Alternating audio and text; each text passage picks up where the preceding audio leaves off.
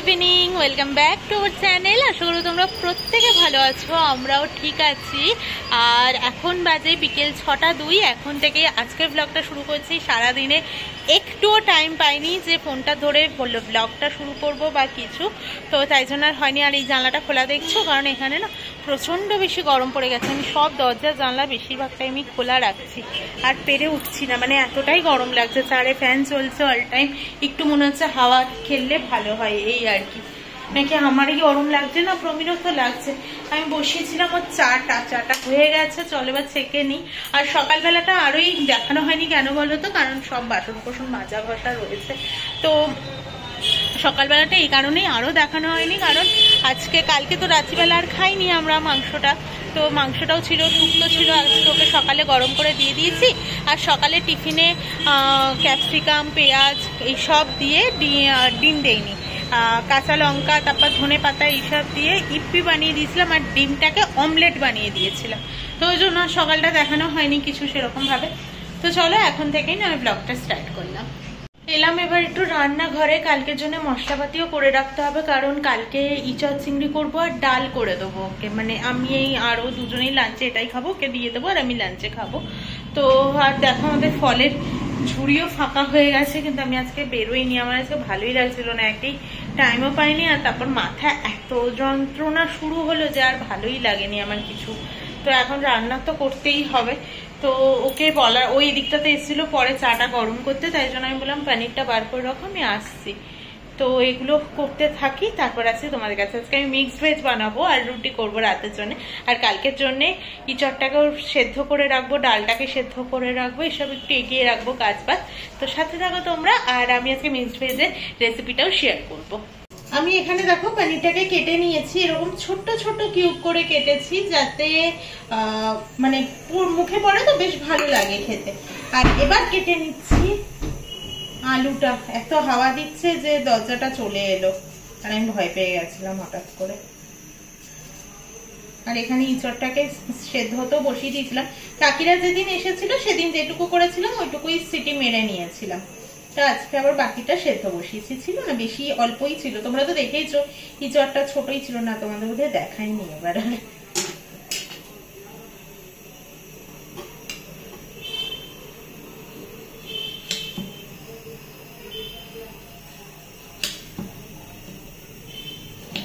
অনেকে একটু লম্বা লম্বা করে কাটে, কিন্তু আমার মনে হয় একটু মানে ছোট ছোট কিউব কিউব করে কাটলে দেখতে ভালো লাগে। আমি আলুটাকেও পনিরের মতো ছোট ছোট কিউব কিউব করেই কেটে নেব। এই দেখো,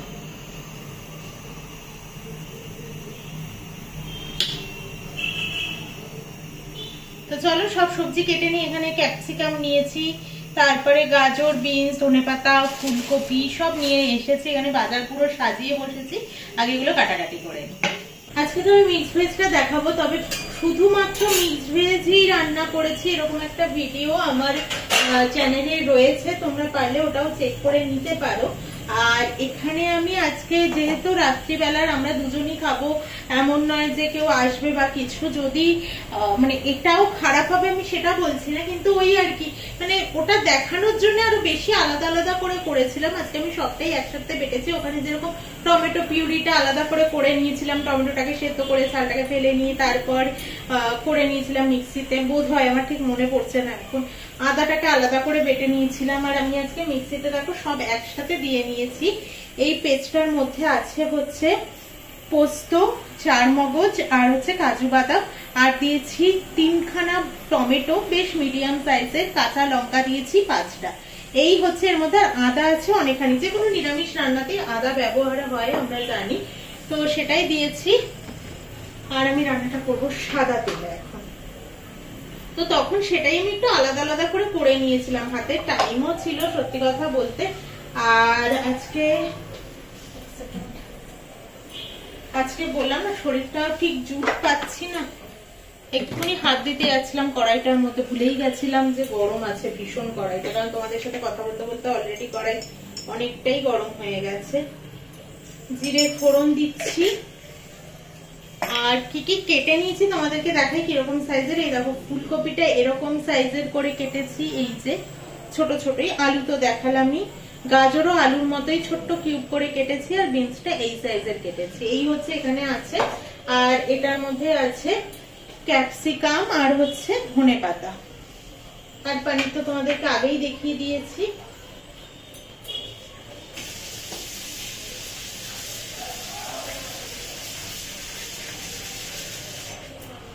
এটা স্পেশালি আমরা তো ভীষণই ভালো খাই, আমি আর প্রমিও ভীষণ ভালো খাই, আর পাপা স্পেশালি ভীষণ ভালো খায় এটাকে।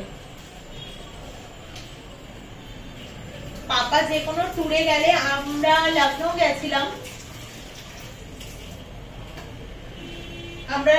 গেছিলাম, যে ট্রিপটায়, ওখানে গিয়েও আমি মিক্সড ভেজ খাই, আর সেটাই কিন্তু আমার প্রথম মিক্সড ভেজ খাওয়া রেস্টুরেন্টে। সবে ধুয়েছি আর জলটা রয়েছে একদম।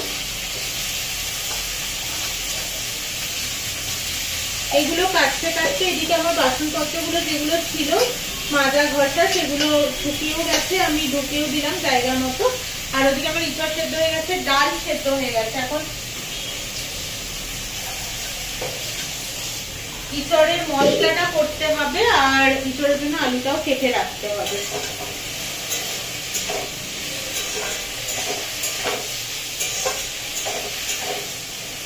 আর তোমরা বোধহয় খেয়ালও করলে যে আমি এই প্যান্টটা, মানে এই টপটার সাথে আজকে নাইট ড্রেসের প্যান্টটা পরে নিয়েছি। কেন বলো তো? এই গেঞ্জিটার সাথে যে প্যান্টটা পরছিলাম সেটা হচ্ছে উলেন প্যান্ট ছিল, তো এখন তো গরম লাগছে ওটা পরলে, আর হাতের কাছে কোনো প্যান্ট খুঁজে পাইনি, আমি এটাই পরে নিয়েছি। খুঁজে পাইনি বলাটা ভুল, তখন আর খোঁজার সময়ও হয়নি, আর খুঁজিও নি, আমি ছেড়ে দিয়েছি। এটা খুললে একটাই মুশকিল, এই নেটটা ছড়িয়ে দিলে, সেটা হচ্ছে হাওয়াটা এসে গ্যাসের আগুনটাকে নিভিয়ে দেয়। তাই জন্য মাঝে মাঝে টেনে দিই, মাঝে মাঝে আবার আমার গরম লাগলে তখন আবার খুলে দিই। তো যাই হোক, সবজিটা একটু হতে থাকুক, ঢাকা চাপা দিয়ে দিয়েই করতে হবে এখন। যতক্ষণে এখানে সবজিটা ভাজা ভাজা হচ্ছে ততক্ষণে, কারণ ওটা সেদ্ধরও তো ব্যাপার আছে, জল তো আর অত দেবো না যে জলে সেদ্ধ হবে বা কিছু, তো ততক্ষণে ভাবলাম পেঁয়াজ আদা রসুন মানে ইঁচড়ের মশলাটা কালকের জন্য কেটে রাখি। মোটামুটি সবজিটা অর্ধ সেদ্ধ মতো হয়ে এসেছে, তোমাদেরকে দেখাই। আর দেখো এই মিডিল পোর্শনটা আমি কড়াইয়ের ফাঁকা করে নিয়েছি, তার কারণটা হচ্ছে এবার ওখানে দেবো আমি একটু কসুরি মেথি পাতা।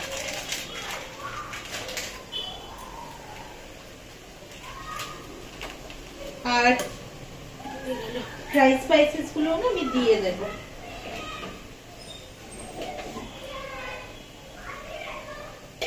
ধনে গুঁড়ো,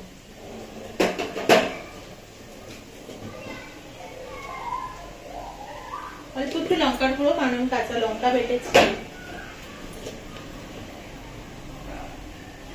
জিরে গুঁড়ো, সবই কিন্তু সামান্য পরিমাণেই দিচ্ছি। বললাম না, তোমরা যদি ডিটেইলসে একদম দেখতে চাও তাহলে আমার চ্যানেলে দেওয়া আছে রেসিপিটা। আর দিয়ে দিচ্ছি ক্যাপসিকামটা।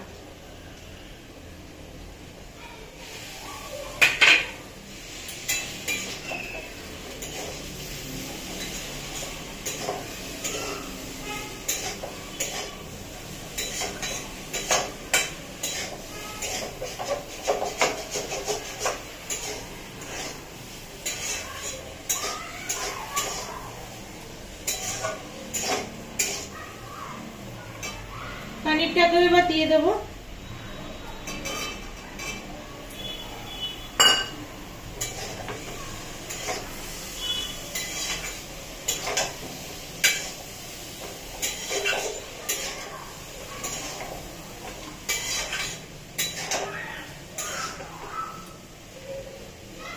এবার এটা ভালো করে একটু কষবে, তার আগে আমি নুন মিষ্টিটাও দিয়ে দেবো।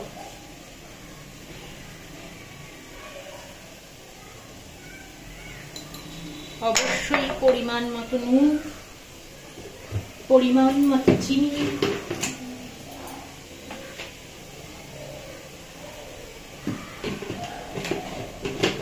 আমার সব রান্নায় একটু চিনি না হলে আর ভালো লাগে না। ব্যালেন্সের জন্য দেখবি একটু দিলে বেশ ভালো লাগে। বিশেষত এইসব নিরামিষ রান্নায় কিছু না দিলে ভালো লাগে না, তবে না খাওয়াটাই উচিত।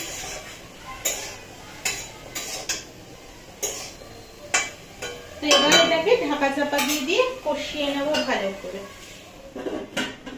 হতে থাকো কেটে। আমি জাস্ট ঢাকনাটা সরালাম, কিছুক্ষণ ওই মশলাগুলোকে দিয়ে কষিয়ে নিয়েছি, মানে ভাজা ভাজা করে নিয়েছি, জল টল তো দেইনি। এবার এই মশলাটা দিয়ে দেবো, কারণ এটা দিয়েও কষাতেই হবে। ভালো করে কষিয়ে নিয়ে তারপর জাস্ট মিক্সি ধোয়া একটুখানি জল দিয়ে দেবো।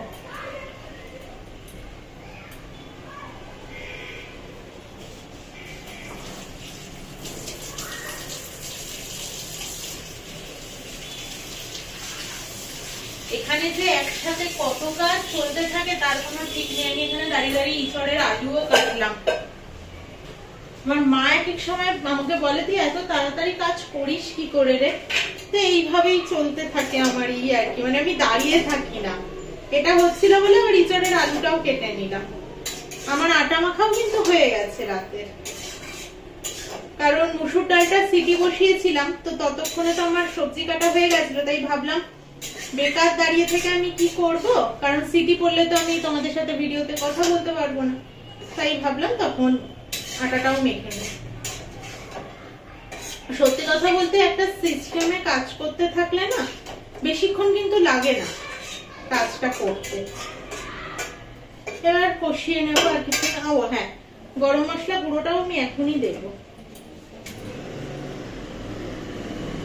যেহেতু আমার ঘরে বানানো, তো বেশি নাই, এক চিমটি।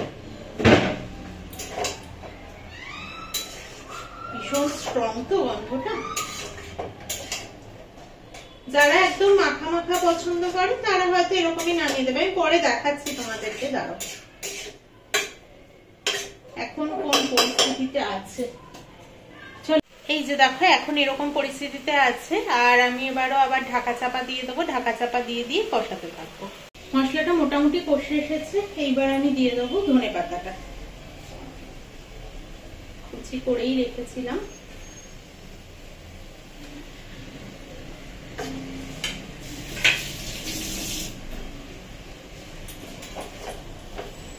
মিশিয়ে দেবো।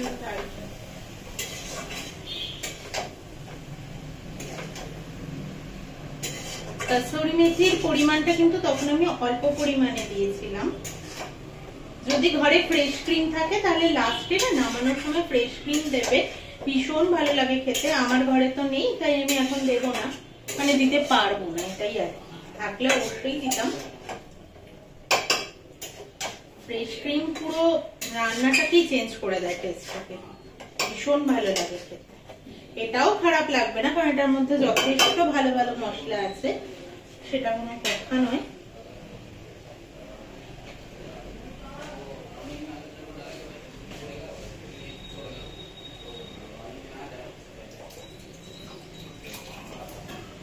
এবার এটা ধোয়া জল দিয়ে দিচ্ছি, একদম অল্প পরিমাণেই দিলাম, খুব বেশি না।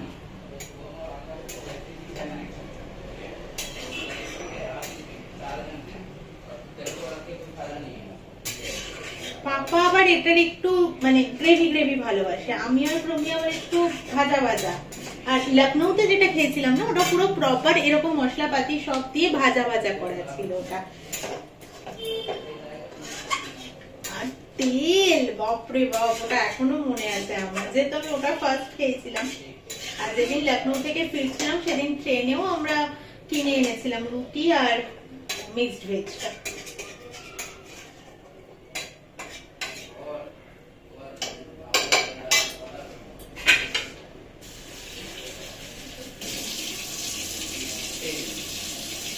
তার মধ্যে একটু ধনে পাতার পাতা লেগেছিল।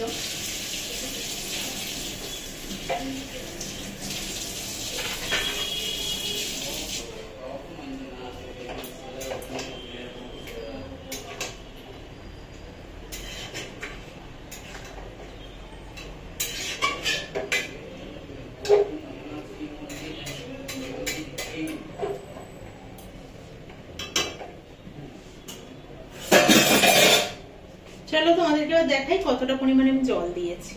দেখো এই পরিমাণেই জল দিয়েছি। এবার আমি ঢাকা চাপা দিয়ে দেবো, এটা ফুটতে থাকুক।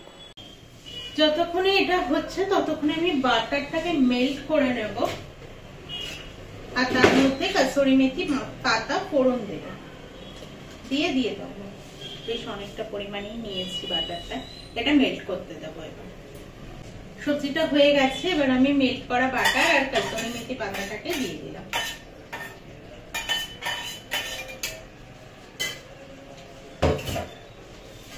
দিয়ে এবার মিশিয়ে নেবো ভালো করে। আর সব সমস্ত সবজি সব সেদ্ধ হয়ে গেছে।